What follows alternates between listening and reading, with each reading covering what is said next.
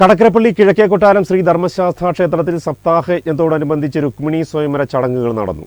12 minute എങ്കിലും മുൻപ് നമ്മൾ നിലവിളക്ക് തെളിഞ്ഞിരിക്കണം. ഏത് വ്യവസ്ഥയിൽ അടിച്ച് തള്ളിച്ച് ഇപ്പം തള്ളുമ്പോൾ നമ്മൾ വളരെ ശ്രദ്ധിക്കുക അത്തരം കാര്യങ്ങളിലൊക്കെ.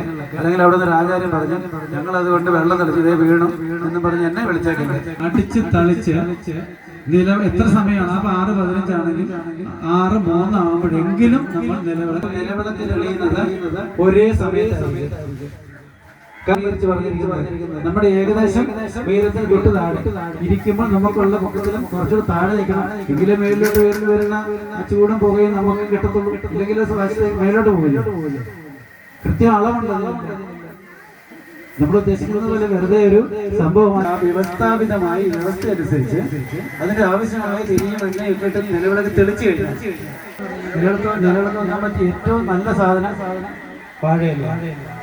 നമുക്കിപ്പോൾ വാഴയില എണ്ണ കിട്ടുന്ന ഒരു തട്ടെങ്കിലും ഒരു ഇടയ്ക്കൊരു